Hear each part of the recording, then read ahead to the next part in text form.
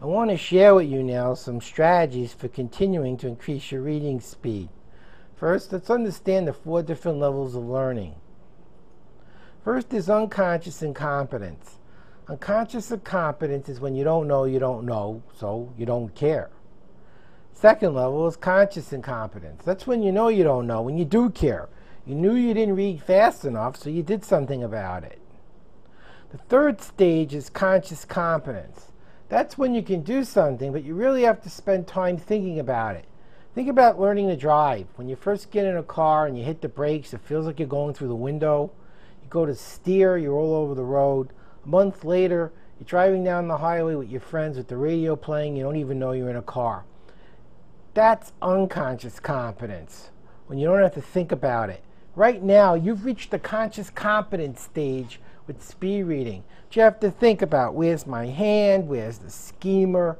The way to get to the unconscious competence stage is to continue to practice, and that's what I wanted to go over now. I want you to increase your speed by choosing a book that has no confusing words or ideas. A good example would be children's fiction, like Snow White.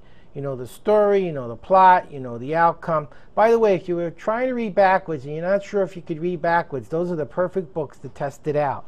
Children's fictional books. Because what happens in those books is, if you can't read backwards in something that is 10 words on the page in a giant picture, you're probably not meant to read backwards, and that's a good way to find out. On the other hand, if you find that you can read backwards in that type of book, that means when you're familiar with the text, you can use it to go backwards. This is good news, because when you're studying and you're reviewing something you've already learned, you should be able to read backwards and go to a higher speed. Third type of book is nonfiction for children. You might find out the Earth's round. The Earth revolves around the sun. Nothing too deep. Then you could use a nonfiction book you've already read. It could be a difficult book, but not for you. For me, as a biologist, my first year biology book should be fairly simple. It's not an easy book for a layman, but it's certainly an easy book for a biologist. Then you could try a new book on very familiar materials. If you've read 10 books on Microsoft Word, book 11 shouldn't have anything new. It'll be new sentences, new paragraphs, but no new information. And lastly, you've got books laying around that you intend to read again. You keep saying, one day I'm going to read this. Make this the day. What I want you to do is that 16-minute drill. I want you to practice doing that drill for the next 2 months. Every day, 16 minutes a day, and one of the books I've just described. This will get you to the state of unconscious competence very quickly. Now, I'm not saying you won't be able to read everything. I'm saying to get quicker. You want to pick a book where there's nothing in it that we wouldn't understand already. Since there's nothing in it we wouldn't understand, the only reason we would have a problem understanding anything is we're going too fast. So that's the perfect type of text to practice increasing your speed in for the next 2 months. And I've given you that form in your book where you've entered your beginning and ending speed to keep track of your improvements as you continue to practice. So practice 16 minutes a day. There's actually 4 stages to reading, not 1. It's often called SR2Q by reading professionals. Skim, read, review, question. We've spent a lot of time on reading because that's the main area and it takes the most time. But skimming, reviewing, and questioning are also important. Skimming is going 2 to 5 seconds a page at very high speed to get the big picture. And in a moment, I'll show you some of the things to look for while skimming. Reviewing is going back to look at the information that you read and didn't understand, or learn and analyze things that you need to know. Questioning is asking pertinent questions to keep the brain engaged. Let's go into first what you're supposed to be doing when you're actually learning. As you can see here on page 21 in your reference book, what I do when I'm reading is I have a pencil in my hand and I put a straight line in the margin next to something I read and didn't understand. So what I'm trying to do is to locate at high speed new information that might be significant that I just don't understand yet. I also put a star or an asterisk next to information I want to remember or retain that I don't know yet. So what I'm really doing when I'm skimming and while I'm reading is marking off the areas of the book that I think have a high probability of me needing to learn that I don't know yet. Then I analyze those areas, and when I determine that they're relevant, I then put a star next to them and stop reading and start using a memory skill to lock it in. And all of this will be covered in this portion of our program. First, skimming. Usually the first thing you see when you get a book is the spine. But the front and rear jackets can help us gain insights. About 20 years ago, I was on Comedy Central, and I was asked to read a book by Jackie Collins, Lady Boss, in 5 minutes. It's about 700 pages. Before I read the book, the cameraman said, "Would you just look at the jacket on the book and move your hands so I can get a good shot of you reading?" As it turned out, on the jacket of that particular book, they had the names of many of the characters. Some of them were Mike, Mo, Murray, and Mel. I still remember them. At high speed, 80 pages a minute, Mo and Mel doesn't look a whole lot different. Doesn't sound a whole lot different either. So what I did is I made a picture. One person looked cute and the other person looked like a gangster. One person was nice, one person was nasty. Now when their name appeared in the text, instead of hearing digital, I saw the face of the person at very high speed, as you might do if you hear about Bush or Clinton or a famous musician, say Mick Jagger. Your brain immediately pictures those people. The faster and more we can create pictures from what we read, the quicker we can read. So here's the case where I was able to do this in a novel because I used the jacket cover successfully. We also want to read the foreword and introduction to learn more about the author. Remember I mentioned the cultural influences in a book? Here's where you find them. The foreword and introduction are where the writer writes about the writer and not about the topic they're writing on. Here's a good example. We see a picture of Karl Marx. In one of my political science courses, I took a lot of different subjects in college. In the foreword, it mentioned that Karl Marx, the father of communism, had a serious health problem. He had boils. He had boils where you sit. So he wasn't able to sit. He actually wrote his book, The Communist Manifesto, standing. And I ask you, if you're familiar with his book, a lot of people read these books in political science and history courses. Did he seem happy to you? Well, how happy would you be if you couldn't sit, if it hurt? There was no cure for boils or infections back then.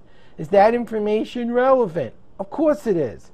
And that's exactly what I'm looking for when I read the foreword and introduction about who this person is, where they grew up. Is there anything on their agenda that isn't being mentioned, but I can pick up by looking at their background or understand where they're coming from? I'll give you an example also of something else you want to look at. Cultural influences. Suppose I have a book and its name is Israel. The book was written by Moshe Dayan or Yasser Arafat. Would you expect the books to be identical even if they had a one-word title, Israel? Of course not, because our schema tells us both of these individuals would have a very different opinion of the subject. What if it was Mo and Mel? Now what would you know? Virtually nothing. And that's often the case when we read a book. We don't know who the person is. But the foreword and introduction is where we can learn this information. Ironically, most of us don't even read the foreword and introduction, and there's a reason. When we were in school, it was bad enough we had to read all the things we didn't want to read, and they very rarely assigned forewords and introductions. So we got in the habit of not reading them. That's unfortunate. It's when you're skimming at high speed, if there is something relevant, you'll see it. And then when you go back to read it at a comprehensible rate, you're going to know it's there and you can use it. We don't read it if there's nothing there. We only use it when it is. And you can see just from what I've just shown you how important this information can be in learning to read the book more objectively. You also want to learn to use the book structure. You want to skim the contents page. You don't write a book and then sell it. You sell a book and then write it. And one of the key elements that you present to a publisher is your contents page. It's a map. It tells the publisher where the book is going and how it's getting there. And you can do a lot with that contents page to learn about your book. See, one of the problems a lot of us have when we start reading quickly for the first time is a fear we're going to miss something important. You don't miss something important when you know it's coming. So now I want you to go into your reference material to page 22. And what we're going to do is use this passage, this contents page. We're going to read it in 2 seconds or less. Give you a second to get it. Ready, begin. 1,000, 1,000. What is this about? It's about history. What kind of history? The New World. What period? Early. If you were doing a report on a space shuttle, would this be a useful book? Of course not. And how long did it take to figure that out? 2 seconds. How many times have you been in a book for 2 or 3 weeks and suddenly you realize this is the wrong book? It doesn't cover what I really thought it would cover. And I got to go get another book. And I'm running out of time. It's very important to skim the contents page for a lot of reasons. First, have you ever learned anything like history before? Yes or no? The answer is yes. Was it easy or hard? Was it boring or interesting? Based on that experience, how long should it take you to read this book? So you could set up a study schedule effectively before you run out of time. 2, is it even covering the things you actually want it to cover? Now page 23 in your book. Here we see chapter 11, fish, physiology, mating, and eating. Chapter 12, amphibians, physiology, mating, and eating. Chapter 13, reptiles, physiology, mating, and eating. Chapter 14, birds, physiology, mating. And what do you think is under the yellow? Eating. What you're learning from the contents page is the organizational method or strategy of the writer. If you know the next thing in the book is bird eating, and it is, and you're looking for it, what happens when you're looking for blue and blue is there? You find blue. You miss red and all the other colors because you didn't expect them. So skimming the contents page prepares us for what's coming before we even get to it. And we should skim the entire book and every chapter just before we read it, so we have a fresh map of the territory we're entering, and we know to anticipate what's coming before it even happens, so we don't miss important information. We're prepared for it. The index is a lot like the contents page, but far more detailed. Here's an index from a psych book. Now the interesting thing is, at very high speed, 2 seconds a page, you can't recognize words you never saw and don't know. What you can do is recognize words you already know. Much like the mall, you could recognize your friends and family from the thousands of strangers, but you still won't know those thousands of strangers the next time you go to the mall. So I'm going to go down this page quickly. I'm not going to read every word, but just give you a perception of what I'm looking at. Perception, phobia, play, population. And that's what I'm seeing on the psych page index on page 24 in your reference material. Now if I go to page 25 in your reference material, when I look at the biology book index, look at the difference in the complexity. Baker's body, Balbini rings, Basidiomycetes. Which book do you think will take longer? Play or Basidiomycetes? How long did it take you to determine which text would be harder to learn and take more of your time to learn? Just seconds. So if you're in a situation where you have multiple books to learn, multiple courses to take, multiple projects to take on, you can tell in a very short amount of time which will require more of your time and focus and where you have more familiarity. The less you could recognize in an index, the more there will be to learn. The more you can recognize in the index, the less there is to learn. A lot of us get lulled into a false sense of confidence in books, particularly in subjects that follow in a sequence. Because the beginning of an organic chemistry book is about 5 or 6 chapters on inorganic chemistry, which you just learned. Beginning of a calculus book is algebra, which you just learned. So it seems like it's going to be easy. When you start getting into new material, suddenly you realize, I should have started studying sooner, but now it's too late. I'm out of time. This will eliminate that problem, because the index is a thorough compilation of everything in the book. The less you recognize, the more there is to learn. The more there is to learn, the more time you need to set aside to learn it. The more that you recognize, the less there is to learn.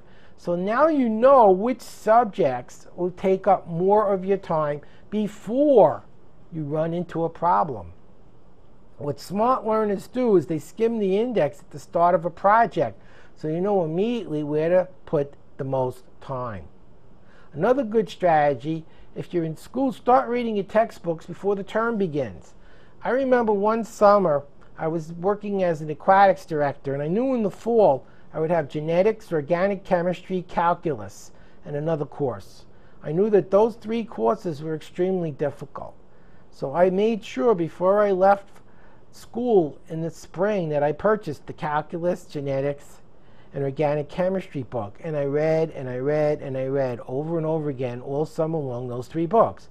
When the semester began in September, it was still tough, but I had seen enough of the vocabulary and information that it was possible for me to handle all of that information at the same time.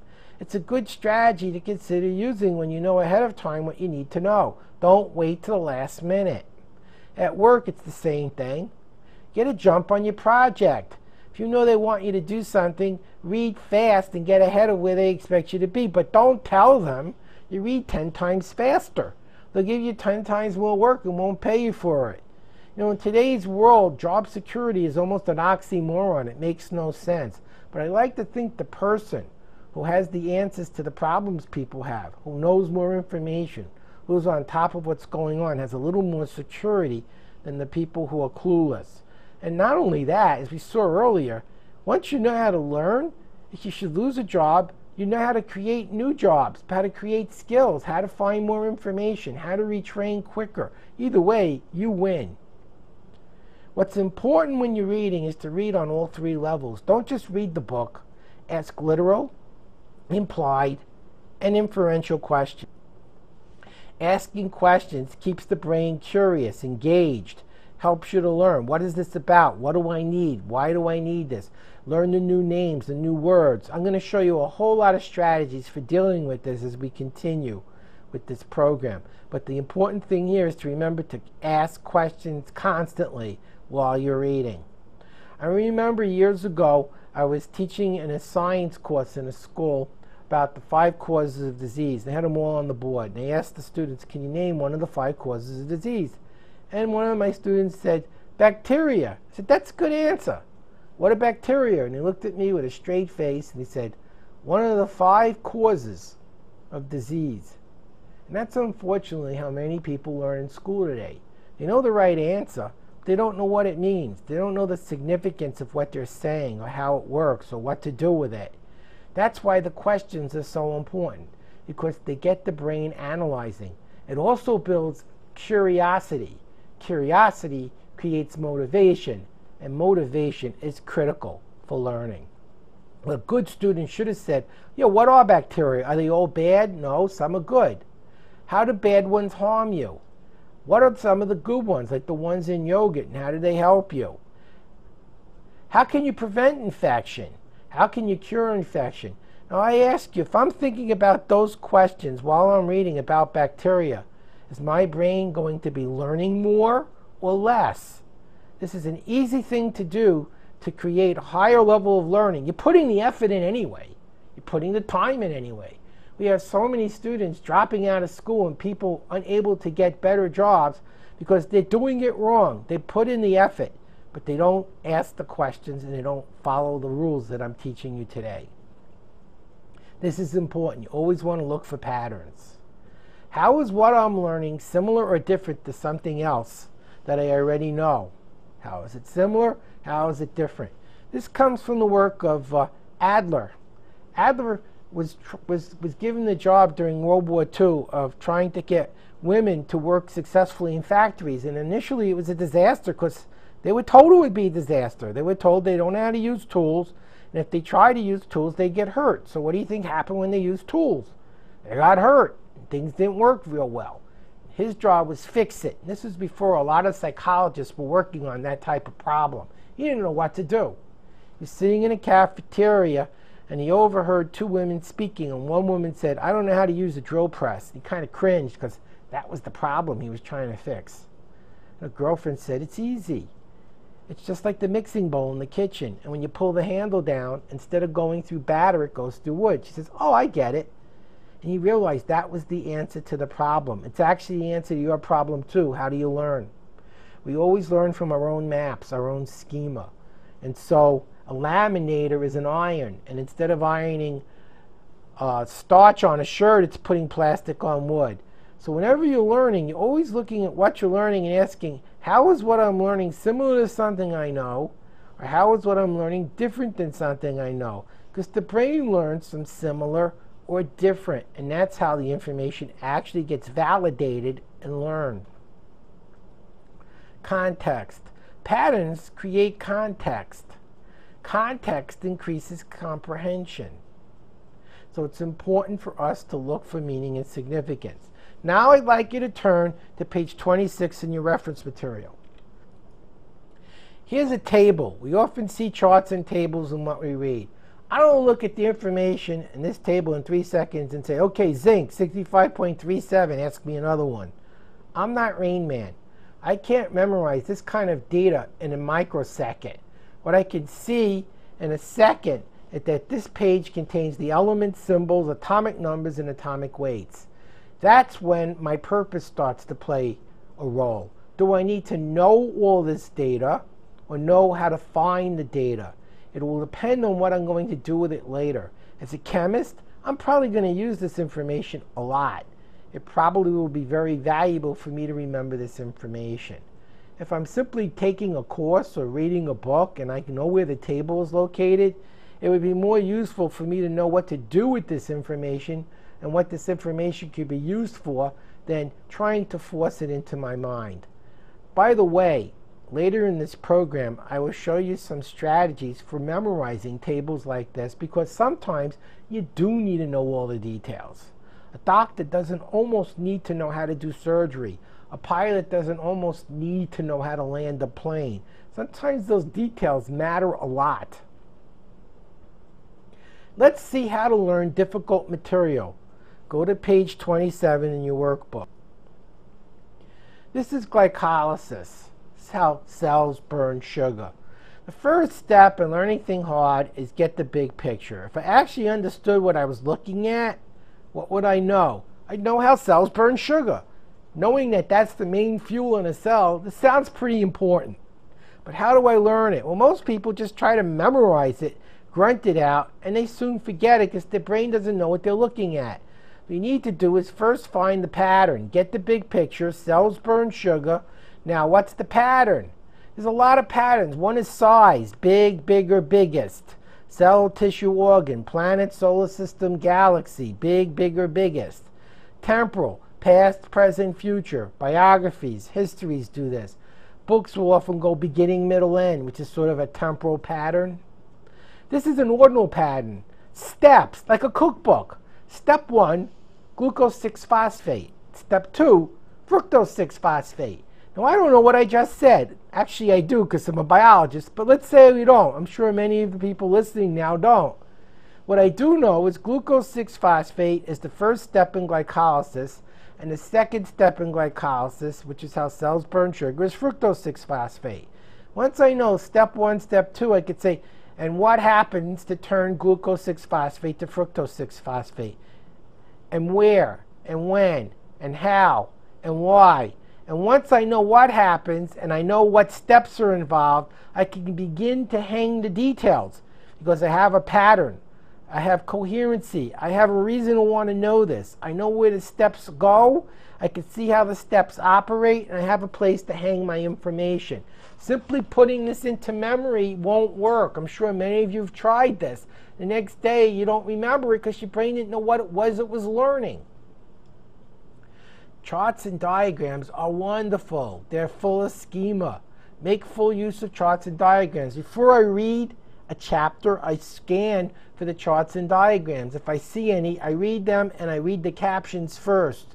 Suppose I'm in a biology book and I'm learning about the mitral valve. I don't know where it is and I don't know what it is, but it's a whole lot of detail in this book about the mitral valve.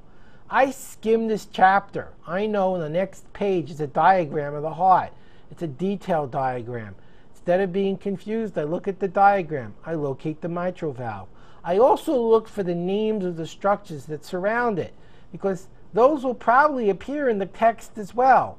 Now when I go back to reading the text, I have context. I can see the different organs, the little parts of the heart, and how they fit together, and where they fit in relationship to the mitral valve.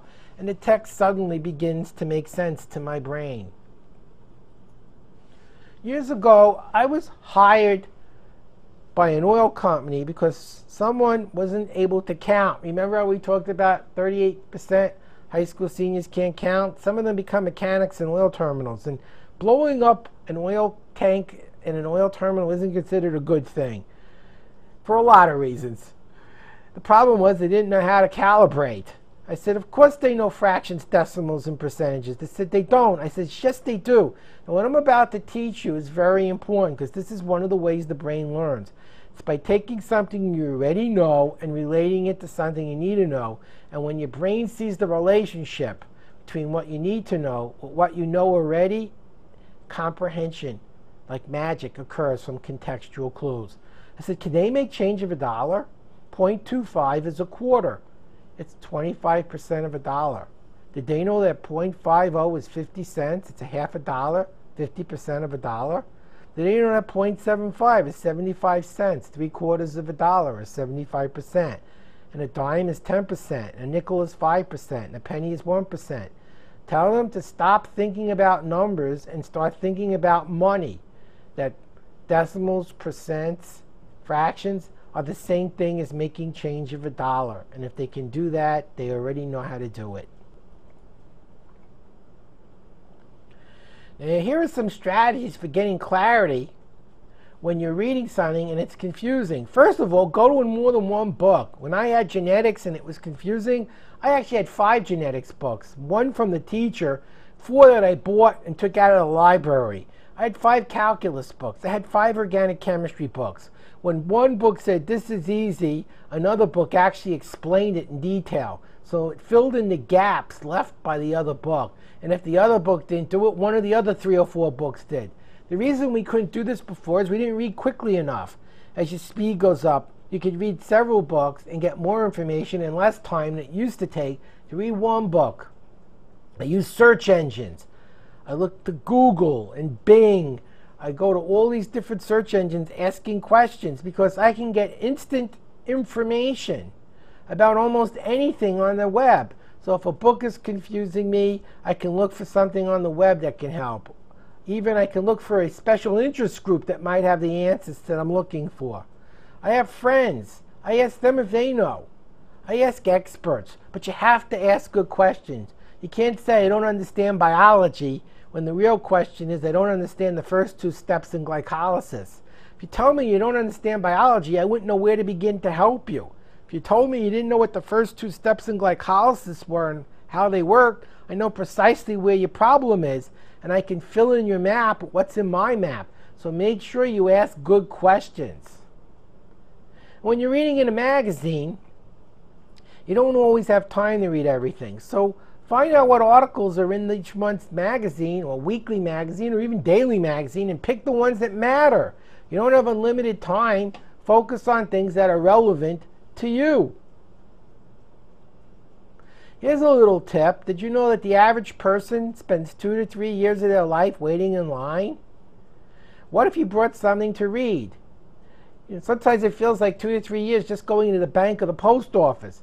If you have something in your pocket to read, then you could actually get 2 to 3 more years of work done instead of staying there wishing you had something to do. It solves 2 problems. I'm standing in the line and I'm bored, there's nothing for me to do, and I got all this reading and work to do that I don't have time to get done. You could actually get 2 to 3 years more work done by taking something to read. Take it to a restaurant when you're waiting to get service, when you're waiting for a ticket in a movie line. There's so many places we're waiting and have nothing to do that we can be using it to catch up on our work. Bring a book to read, and then you'll be able to get it done. Here's another clue. If you're in a place where they sell books or magazines or newspapers, speed read it on a checkout line.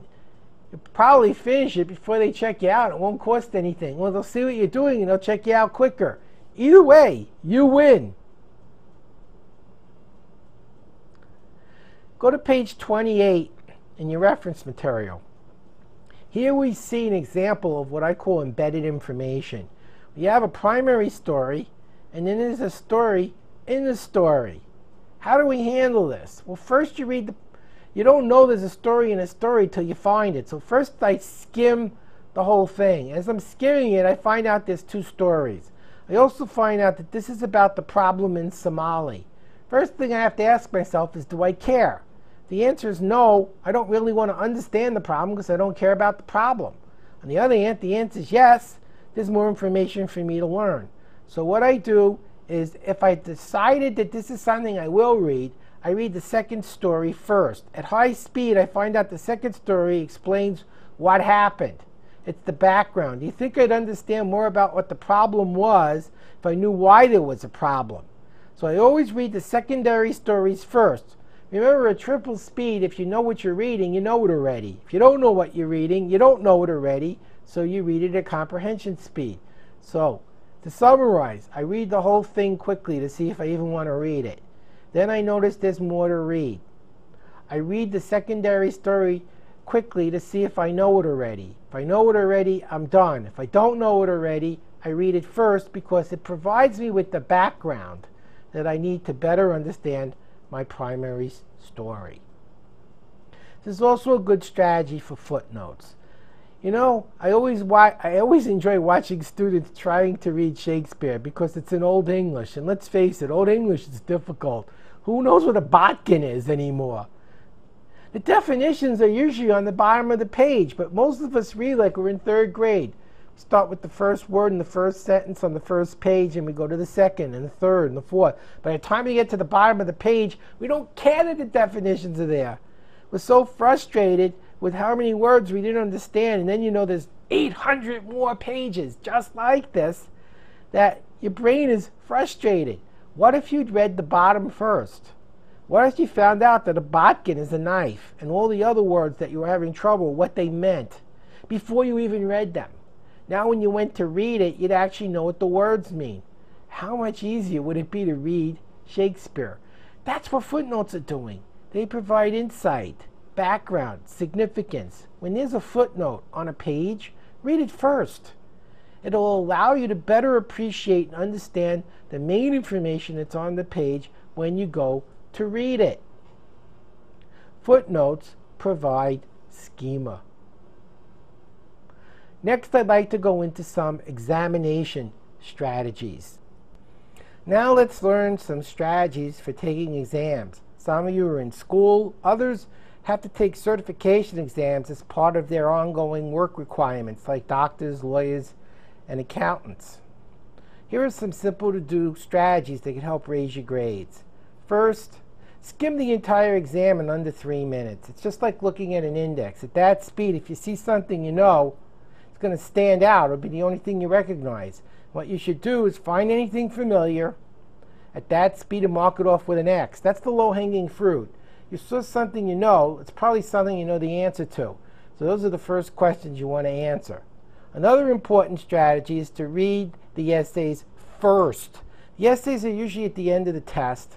Most people get there, they have 5, maybe 10 minutes to do 4 or 5 essays. If you read the essays first, several things will happen.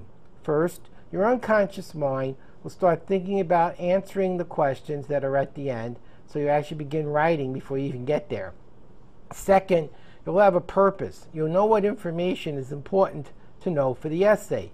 There's a high probability on a themed test that some of the multiple choice fill-ins, matching, might present you with some of the information you're looking for. Here's an ideal situation. The essay says, on a test on circulation, name the different blood vessels and their functions. And when you get to a question, you suddenly see which of the following blood vessels pumps oxygenated blood from the heart: artery, vein, venu, capillary, or arterial. And you just got the 5 different blood vessel types that you know you need later in the essay. So you mark it off, and now when the essay is asking you for the 5 parts, you already found them. In the past, what probably would have happened is you'd remember having seen something about it earlier, but you only have a couple of minutes to write all those essays. Who's got time to stop and go look for those answers now?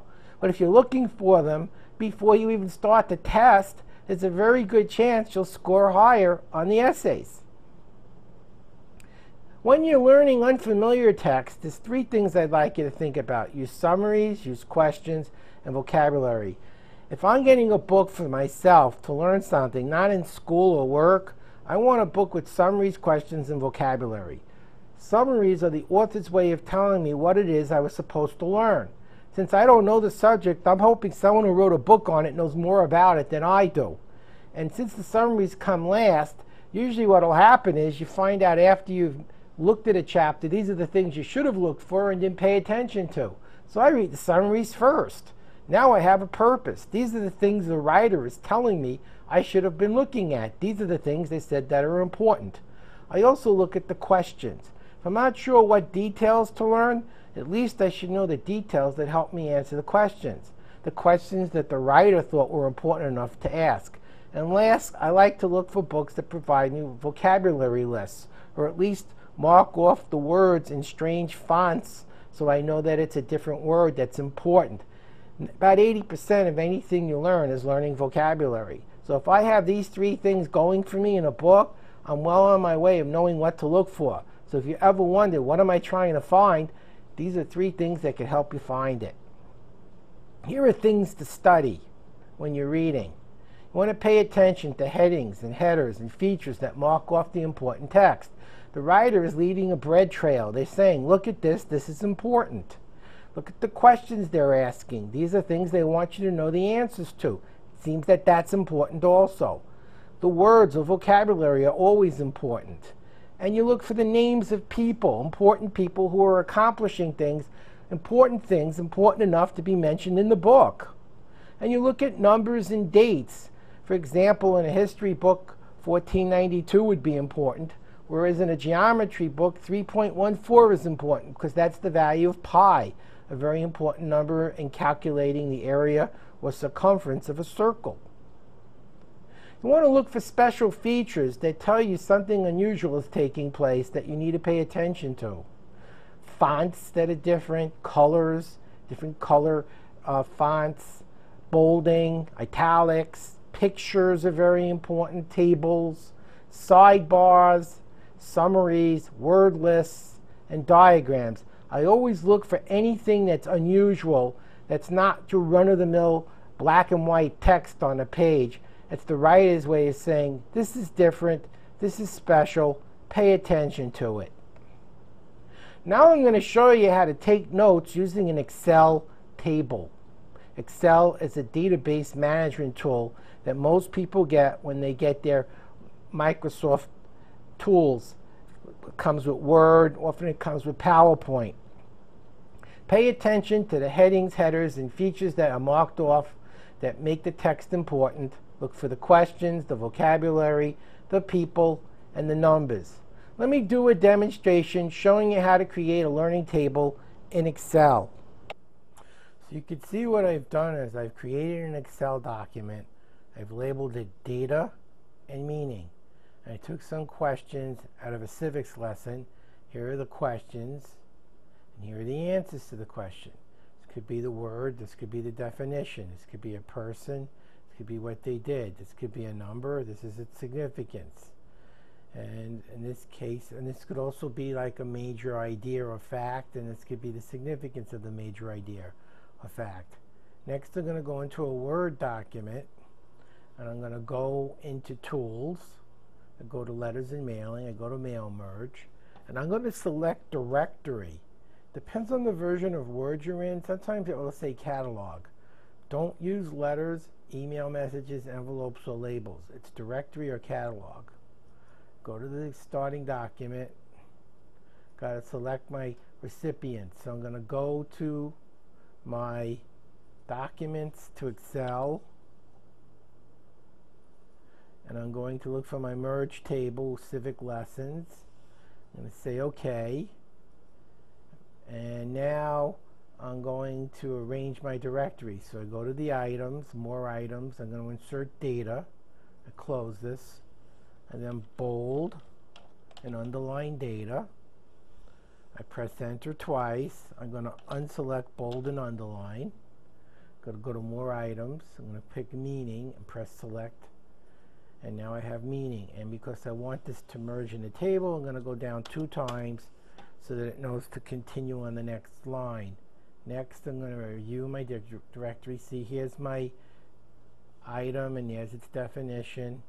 And then when I press complete the merge to a new document, there's my entire study list. There's the item, the meaning, the item, the meaning, the item, the meaning, the fact and the meaning. This could be a word and a definition, a person and their accomplishment, a number and what its significance is. This could be headings or headers or key points, and this is the significance of them. So it makes it very easy for you to take a lot of notes simply by using an Excel table as the basis of taking my notes. And in your reference material on page 29, I've put the Excel learning table that you've just seen so you could actually look at it and see how nicely it lays out all the information that you need to learn. This has questions. It could be questions. It could be words. It could be names. It could be important points. Whatever information you want to learn could be put on a table and then carried around in your pocket, making it easy for you to learn. Another very important thing that we want to do is mind mapping. This can be found on page 30 in your reference material. We start off with the main concept.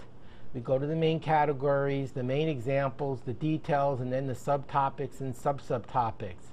This could be done using a program like Mind Manager, or you could just simply draw a circle or a square and make lines that come off of it, just like you see here, but using a pen and paper. Let me quickly do a demonstration of mind mapping so you can see exactly how this works. Let me show you how to make a mind map. You can use it with a pad and paper, or you can use Mind Manager. So I'm going in here, I'm going to make my main concept. And coming out of the main concept, when I press enter, this is a category. This is another category, and another category. Then I go on the category and I press insert, and these are the main examples. You can do that on any one of these. Just press insert, and I have main examples.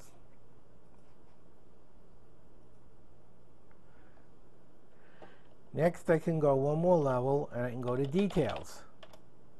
And just by pressing insert, I can continue adding subtopics and more subtopics. This makes it very easy for me to take notes when I'm reading at a very high speed, or even take notes during a workshop, because you can jump from one category to another, adding information wherever you see fit, and going back somewhere else, and then continuing there. Just as your speaker moves around from one topic to the other, you can move around to the different topics and then elaborate on them. I like this very much as a studying strategy. When studying, you should also consider converting your mind map to one of the memory tools that we'll be learning later in the program in order to retain the information that you just learned. And this will be demonstrated later in the program. Now, when you're working with a group, one of the things you can do with your Excel table is break up the responsibility. One person looks for words, one person looks for names, one person looks for data, and so on. So this way, if you have a group of 5 people pouring through a single chapter, you get the whole work done in 1/5 the time.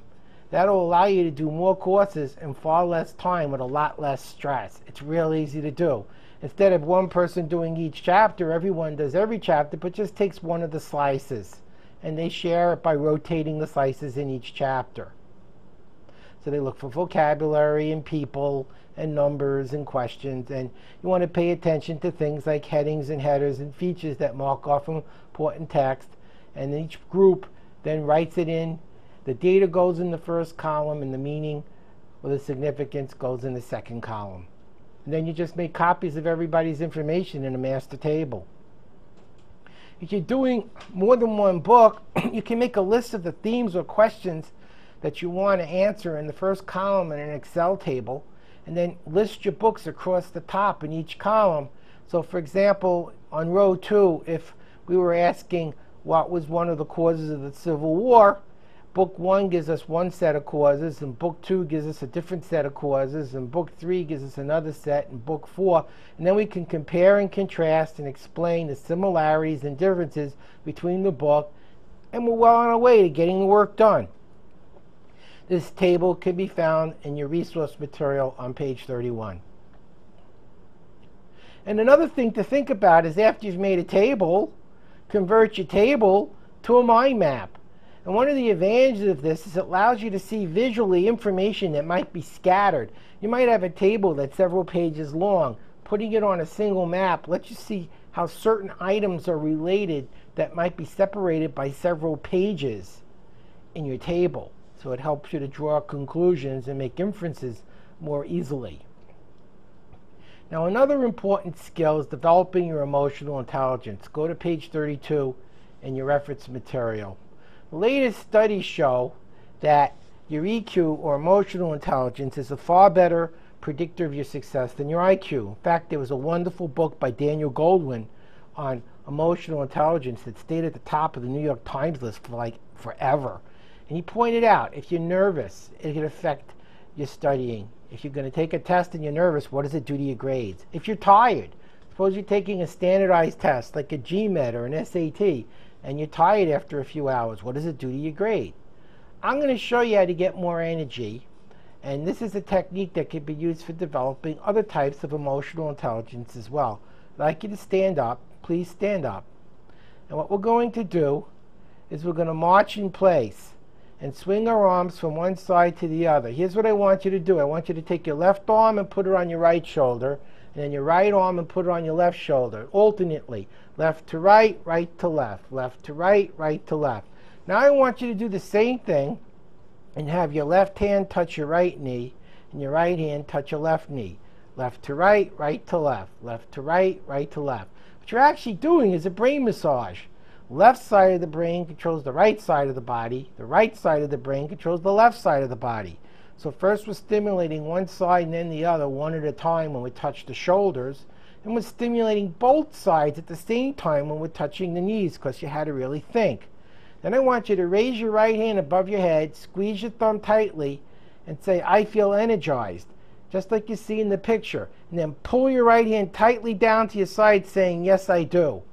We'll do 3 sets of 8, and then I'll tell you exactly how this works. First, we'll do left to right shoulder taps. Left to right, right to left. Left to right, right to left. Left to right, right to left. Left to right, right to left. Left to right, right to left.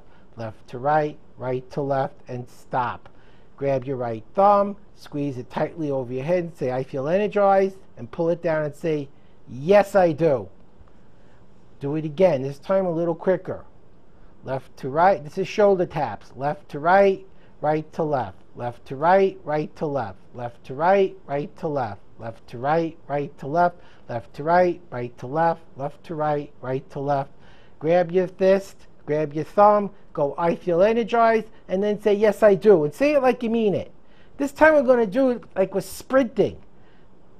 Ready? Left to right, right to left. Left to right, right to left. Left to right, right to left. Left to right, right to left. Left to right, right to left. Left to right, right to left. Left to right, right to left. Left to right, right to left. Now we'll do the knees. Left to right, right to left. Left to right, right to left. Left to right, right to left. Left to right, right to left. Left to right, right to left. Left to right, right to left. Left to right, right to left. And left to right, right to left. Squeeze your right thumb tightly and say, I feel energized. And then pull your hand down and say, yes, I do. Here's what you learn. Sit down and I'll explain. This is actually science. Remember Pavlov? Rang a bell, fed a dog. Rang a bell, fed a dog. Rang a bell, the dog drooled. You don't want to drool, but you do want to condition feeling more energized by stimulating one side of your brain and then the other, and then both at the same time, and doing it quicker and quicker in each round, First you do it slowly, moderately, and then quickly. You're speeding up your respiration, your heart rate. You're getting more energy. And at the peak of feeling more energized, you squeezed your right hand and said, I feel energized, and you pulled it down and said, yes, I do. Doing it 3 times does nothing. Try doing it a couple of 100 times. Do it every day. And what happens then when you squeeze your right thumb and say, I feel energized, yes, I do, and you pull your thumb down to your side, you actually will feel more energized because you're conditioning the state of feeling more energized with the squeezing of the thumb and saying, I feel energized, yes, I do. That becomes your bell. Now, how many repetitions you need to do to get this to work, I really don't know. It's different from one person to the next. But if you do it enough times, when you're in the middle of a long test and you feel your energy dropping, squeeze your right hand, squeeze that thumb and say, I feel energized, yes, I do, and you will. If you're in a long meeting or a workshop or a lecture and you need some extra energy and you can't get up, squeeze that right thumb and go, I feel energized, yes, I do. And suddenly you can change your emotional state. Again, you can find the rules on this on page 32. Now, learning to relax is pretty simple. You play relaxing classical music because it's relaxing, you feel relaxed. And when you're feeling very relaxed, gently squeeze your left thumb and say, I feel relaxed. And do it over and over and over again. And then when you're feeling nervous during a test or a meeting and you need to quickly feel more relaxed, gently squeeze your left thumb and say, I feel relaxed. And what will you feel? Relaxed. So we can create the states that we need. State of being more invigorated, state of feeling more relaxed, by conditioning the state before we need it and then triggering the trigger that releases the state. It's very powerful and very easy to do. Now we're ready to learn about the different types of reading, starting with pleasure reading, reading a novel. For those of you in school, yes, the day may come when you actually want to read again for fun. It may not seem like that when you have 3,000 pages a day to read, but the time will come when you'll actually love to read again. Don't skim. There's no point in knowing that at the end of Gone with the Wind, Brett and Scarlett don't make it. It kind of kills the 3 million pages you're about to read. Don't review. You're not trying to learn the story. You're trying to enjoy it. Now, if you are reading a book for school, then follow the procedure for study, which isn't fun, but it's effective. And read at your optimum rate for pleasure. Let me show you exactly how to do this. Here's how to enjoy pleasure reading. I was reading The Mists of Avalon. It's a wonderful story about the Knights of the Round Table, but obsessive with detail. There was about 15 pages on the furniture in King Arthur's throne room. Every knife, every fork, every spoon for each of the knights was described in sickening detail. I read it in 10 seconds. I said, nice throne room, tastefully decorated. That's all I needed. For a lot of us, we stop reading novels because they get too boring. So here's how to fix it. Speed up the boring parts.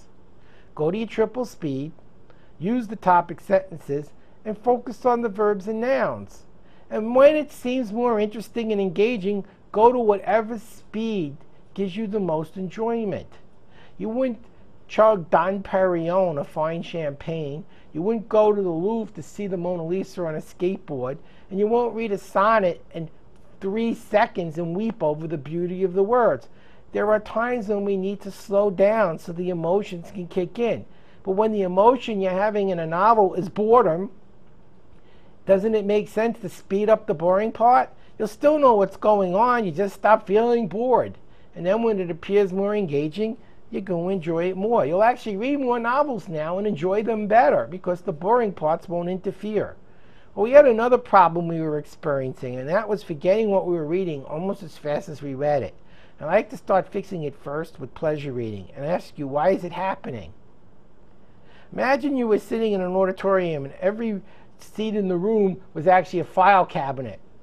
And every time someone got a letter, they put it in one of the cabinets at random, and then they asked someone to go find the letter and you didn't know where it was. Isn't that what we're doing with our brain? Our brain is a file cabinet and we don't know where we're putting things. We need a filing system for putting away information, and I'm going to show you one for pleasure reading. We want to look for the atmosphere, the theme, the plot, and the characters. Down on the lower left, the character would be Guinevere from The Mists of Avalon.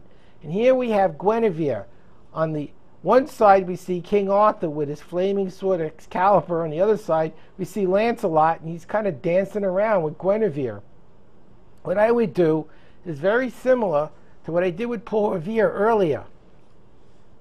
First I'd look at what she looks like. Then I would imagine what she sounds like. Imagine what her perfume smells like. If I was holding her hand, what would she feel like? I want to layer my information by stimulating more senses. But primarily I use vision, because vision is the most powerful sense because it takes in things analog. And so I imagine what she's doing with King Arthur based on how she appears. I imagine what she's doing with Lancelot based on what she appears. And then when I want to remember anything she did, I think about what she looks like, because that's where I linked in my memory what she did, and I find it. This will also work for nonfiction, not for details, but for the big picture. But instead of plot and atmosphere and character, we go back to the reporter's format of who, what, where, when, why, and how. And let's try that with President Kennedy. In the context of the Cuban Missile Crisis, who was he, what did he do, where, when, why, and how? In the context of the Dallas assassination, who was he, what did he do, where, when, why, and how? And notice how, by changing the context, even the same questions evoked completely different responses. This is how I'm reading at high speed through magazines to pick up the main points. And then if I have something I really find interesting and engaging, I switch to a more intense reading technique. About how-to books. How-to books are books you read by yourself to learn a skill. You do skim. If you know you're reading a book on PowerPoint and you see how to use pictures, and you realize that they could really add a lot more interest to a slide. When you get to the part of the book on how to use pictures, you might be more engaged because you can see the value of it, where before it would have just seemed like a lot of dull information. So I skim very quickly. No more than 5 to 10 minutes in a book. Spend most of my time reading, about 90%. And then for about 10% of the time, I find the key points that are the information I actually need to learn how to do. And I focus on that and take notes and actually use that information. When I'm studying, I skim, always short skim, 5 to 10 minutes. That's in everything but pleasure reading. I spend half my time reading, which means finding what I don't know and need to learn, and finding what I need to remember, and half my time analyzing what I don't know so I can understand it, and learning and memorizing the new things that I now know are important. Technical reading is very little reading. First I skim. I only spend 10% of my time reading, but 90% reviewing. For example, if I'm reading Grey's Anatomy, I don't read the description of a kidney and start to cry over how beautifully written it was. Once I found the name, parts, and functions of the kidney, I need to learn it. And there's a lot of things there to learn. I need to take notes. I need to study those notes. I need to use memory skills. Now I'm ready to learn. So I need to spend most of my time learning instead of reading. Most people who do poorly in school spend most of their time reading and not learning, which is why they do so poorly on exams. Now with special subjects like math, it's pretty much like a cookbook. First I skim to find out if I actually understood what I was learning right now, what would I know how to do? Then I get the big picture of where it's taking me. Then I copy each example and I analyze each step. This is step 1 and what do I need to do? This is step 2 and what do I need to do? Just like a cookbook. This is step 3 and what do I need to do? This is step 4. Then I go back and without looking at the book, I write down this is step 1 and this is what I need to do. And this is step 2 and this is what I need to do. And this is step 3 and this is what I need to do. And you'll find a lot of subjects, math, physics, chemistry, are cookbooks. There's steps, 1, 2, 3, 4, 5. It's that ordinal pattern we saw earlier. And once you learn what the pattern is for and how it works and what the steps are, you're well on your way to understanding the subject. Replicate the example without looking at your book and you got it. Practice more problems to prove that you got it. With computer screens, what I like to do is to put the mouse on scroll. I like to get a mouse with a scroll wheel, and as I scroll the page, I move my cursor back and forth on the screen the way I would move my hand. And when I see something that I need to know, I highlight and I either print it or I put it in a table. So I'm actually taking my notes using my mouse right off of the screen. One more thing with everything except pleasure reading. You skim the whole book once to get the big picture, and then you skim every chapter just before reading it for two reasons. First, to have a fresh map of where you're going, what's coming, and where it appears. And second, equally important, so you can make an estimate of how much material you could read before it overwhelms you and your brain can't maintain and understand it. Now, it'll vary from book to book, from chapter to chapter. At high speed, the less you understand, the more there is that you need to know in a chapter, and so the pieces could be as small, in that case, as a single paragraph. If a lot of it makes sense to you, it might be the whole chapter could be understood, or maybe one section at a time. So I skim, read, review. Skim, read, review. Skim, read, review. I don't take in more information than I can manage. So the problem I had of forgetting as fast as I was learning is no longer an issue, because I don't take in more information than I can manage. And remember to take notes and to study those notes. So the real question now is, what am I supposed to be looking for? And if you go to page 33 in your book, you'll see this table. There's 4 levels of learning. The awareness level is the main concept. The familiar level is the main categories in a concept. The study level is the main examples in each category, and the technical is the details.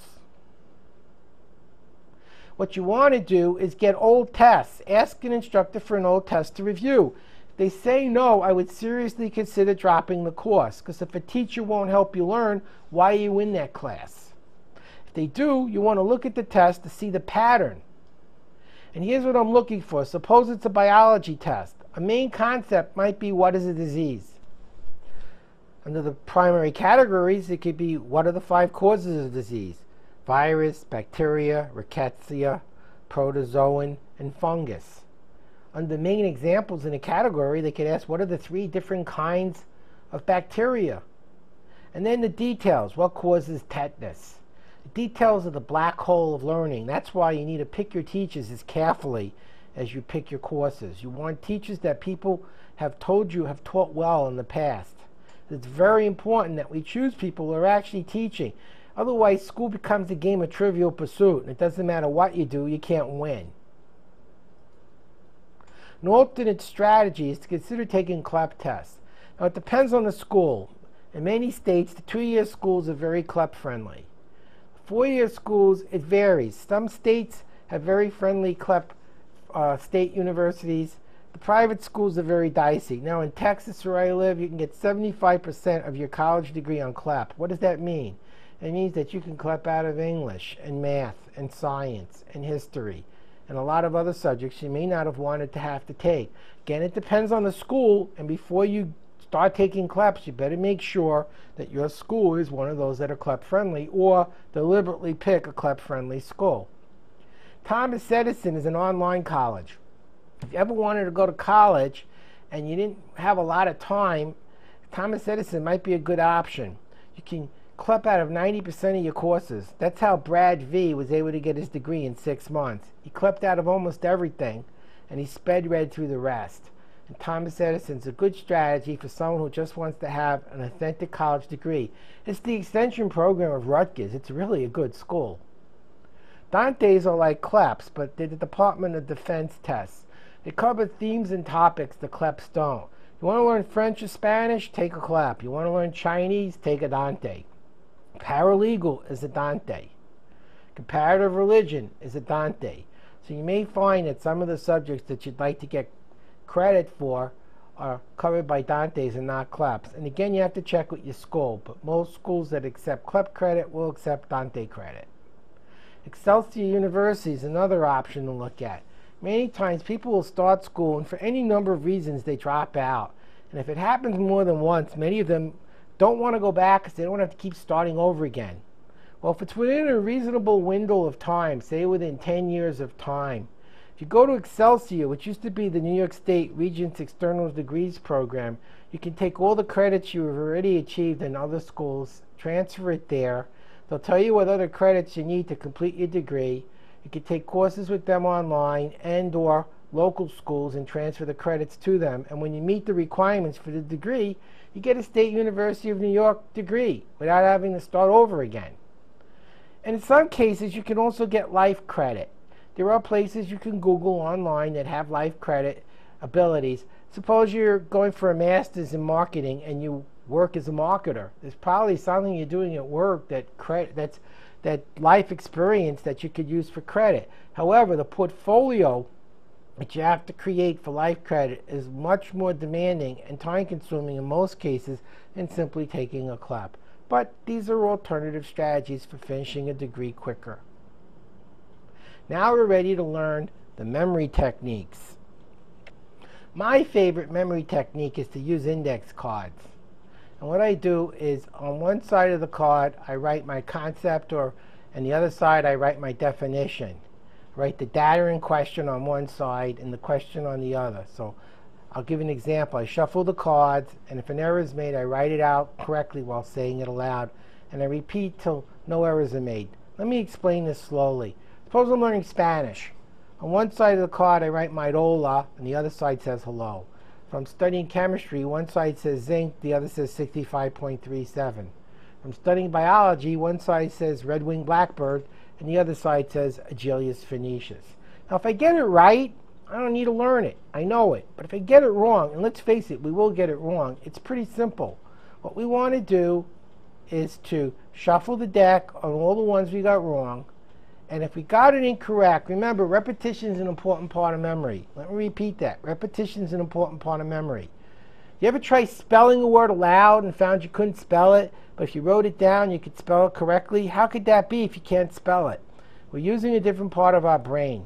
When we speak words, and when we write letters, and spelling is letters. So when I make a mistake, I write it out correctly 25 times, which uses my motor cortex of my brain. I say it aloud, which uses the auditory part of my brain, and my mouth and my tongue and my vocal cords. I hear it, so I'm stimulating my ears, and I'm looking at it. Again, doesn't it make sense? The more senses we stimulate, the faster we learn and the better we retain.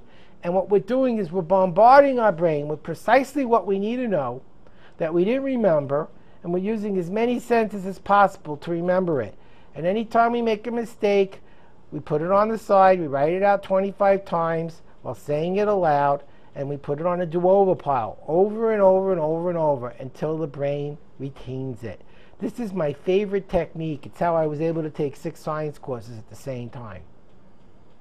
It's also nice to convert your mind map to memory cards. At some point, you actually have to learn what's on the map. So those are my questions and answers. And so I could take the information right off my mind map and put it directly on a memory card. And I've done that many, many, many times to learn the technical information quickly and effectively. Here's another memory technique. Use music. Your brain has a beat, 60 beats per minute. And music that has that beat can help imprint data. Now, it can help you remember vocabulary, not concepts. If you're playing the music, and at the same time, you say what you need to remember for 4 seconds and 1 beat per second, and you're quiet for 1 beat per second, you'd be amazed at what you can learn. I'll clap my hands to simulate this. The word hola means hello, and then for 4 seconds you keep quiet. Again, zinc weighs 65.37, and I'm quiet for 4 seconds. And what happens now is I have a recording of my vocabulary words for a foreign language or science or history or any other subject, or even things I'm learning at work like prices. And I'm learning them using the exact same beat as my brain. And a good example of music that has 1 beat per second would be Pachelbel's Canon, and you could easily find a free recording of Pachelbel somewhere on the net because it's one of the most popular pieces. They use it at all the intermediate schools and high schools whenever they have an orchestral display. So we play the music, we speak for 4 seconds, saying what we want to remember, and we're quiet for 4 seconds. And then you play this music while you're driving in your car, walking your dog, cooking, cleaning, exercising, wherever you could throw music on, using a headset or on speakers. You could be learning critical information. This means you'll have more time afterwards to do the things you actually want because you got the work done during your downtime. Music can also help us when we're extremely bored. When you're trying, it's a good strategy for maximizing your learning when facing a deadline. It was 12 o'clock at night on a Saturday night, and I had to learn about zoea, which is crustacean larva. You're seeing an oyster. Well, the larva of an oyster is zoea. And it was 12 at night, and I was so tired. I didn't want to study anymore. And you know that feeling when you're not done, you still have to learn, and you try to go through the motions, and you know you're wasting your time because your brain has already gone to sleep. There's a trick you can use. The brain may not want to study, but it usually wants to play. So instead of trying to memorize, I made up little poems and songs. I made it a game. Zoea, I have just seen a thing called zoea. Zoea, the name almost sounds like diarrhea. And what happened? They asked it on the test with 400 people, and I was one of the only 4 to get it right. And this was in 1969. I still remember it because they made it interesting and they made it fun. And that's what makes learning work. Make it interesting, make it significant. Your brain will retain it. Now I'm going to teach you pegging. This was invented by the Greeks, and they learned how to associate things we know with things we need to know, often using an emotion that triggers a picture that triggers a powerful emotion. I'm going to give you 10 things to remember: pole, shoes, tricycle, car, glove, gun, dice, skate, cat, and bowling pins. And the chances are very high that right now you don't know the whole list. But in just a couple of minutes, not only will you know the whole list, but you'll know it backwards and forwards by just using something you know already, how to count to 10. You can count to 10, 1, 2, 3, 4, 5, 6, 7, 8, 9, 10. And we're going to use those numbers as our anchors for the 10 objects. The number 1, doesn't it look a lot like a giant pole, a giant number 1? So what is 1? 1 is pole. I'm going to say 1, you say pole. Ready? 1, pole. 2, how many shoes do you wear? 2. 2 is shoes and 1 is pole. 3, tricycle. How many wheels are on a tricycle? 3. 3 is tricycle, 2 is shoes, and 1 is pole. 4, car. How many tires are on a car? 4.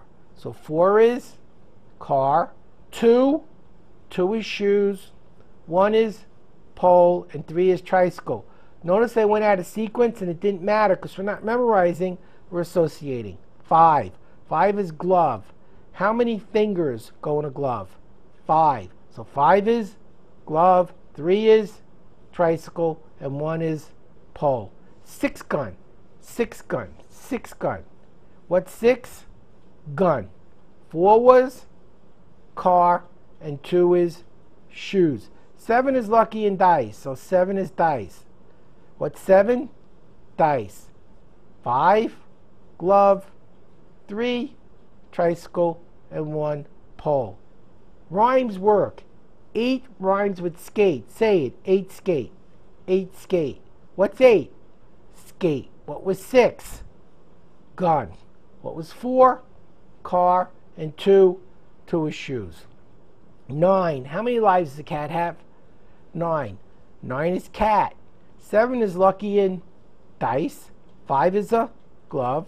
3 is a tricycle. And 1 is a pole. 10 bowling pins. That's how many bowling pins are in a lane. 10 bowling pins. Let's do the numbers. 1, pole. 2, shoes. 3, tricycle. 4, car. 5, glove. 6, gun. 7, dice. 8 rhymes with skate. 9 is a cat. And 10 is bowling pins. Give yourselves a big hand. Squeeze that right thumb tightly and say, I feel great, yes. Do it. I feel great, yes. Because when you do feel great and you do it, it makes it an even stronger stimulus. Now, this wasn't just a strategy. This is a tool. Suppose you have to remember numbers. You know how quickly you forget the value of pi, 3.14? It's a weird number. I make a movie. 3 is a tricycle, 1 is a pole, 4 is a car. Tricycle hits a pole on a car. Tricycle hits a pole on a car. Tricycle 3 hits a pole 1, car 4, 314. Another way to remember it is to make it a date. 314 is March 14th. So to remember numbers, you can make it a date, or you can make it a movie using the pictures. It works. Here's a mnemonic technique that you could use, because mnemonics are very powerful. The colors of the rainbow we all learned from Roy G. Biv, which stood for the first letter of each of the colors: red, orange, yellow, green, blue, indigo, and violet. Same strategy works in biology. I had to learn the 9 characteristics of living things. And remember, the brain can only learn about 7 things before it's overwhelmed. So I made up a mnemonic: Sim, Igor, Sac. Each letter is the first letter in one of the 9 characteristics of a living system: specific organization, metabolism, movement, irritability, growth, reproduction, specialization, adaptation, control.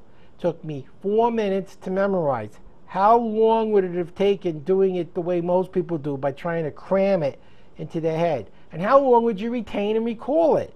I learned this in 1967, and I still easily recall and retain it.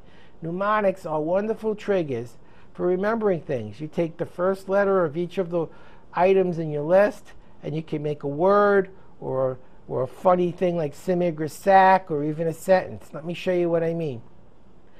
If I want to learn the different blood vessel types, we have artery, arterial, capillary, venu, and vein. And so I'm going to make a mnemonic. My son's name's Alex.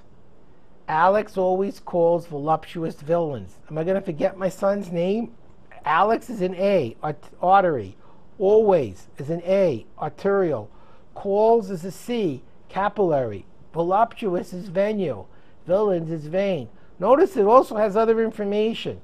On the left side, artery and arterial is blood away from the heart. On the right side, venu and vein is blood towards the heart. So we have artery is big, arterial is small, capillary is smallest, venu is small, vein is big. Look at all the information I could remember by remembering the words Alex always calls voluptuous villains. Can remember the different blood vessel types, which is flowing towards, which is flowing away from, which is big, which is small, and which is smallest. How hard is that? It's simple.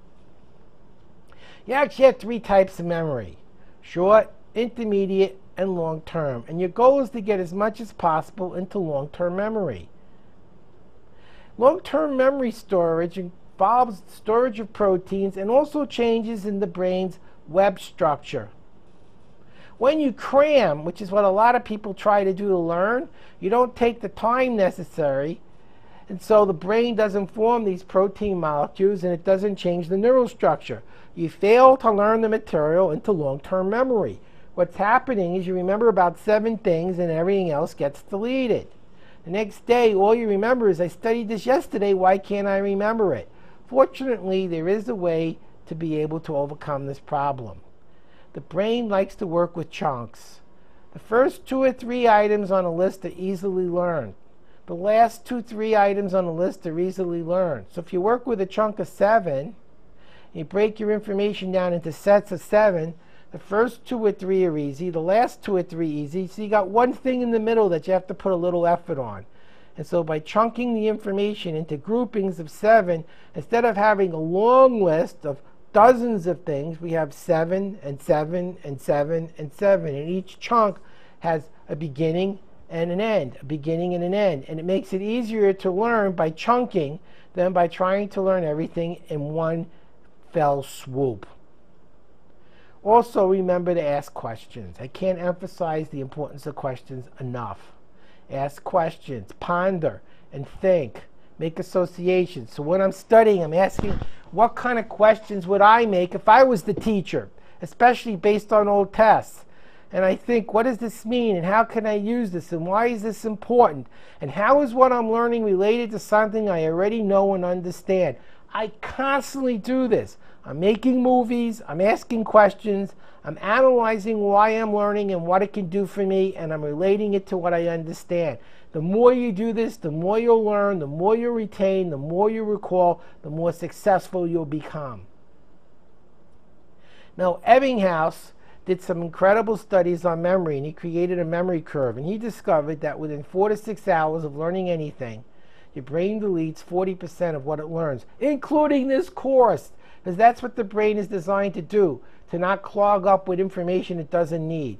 But each time you relearn it, the lines that you see on the top and in the middle, you don't forget as much. Till on the top, you don't forget anything. That's why repetition is an important part of memory.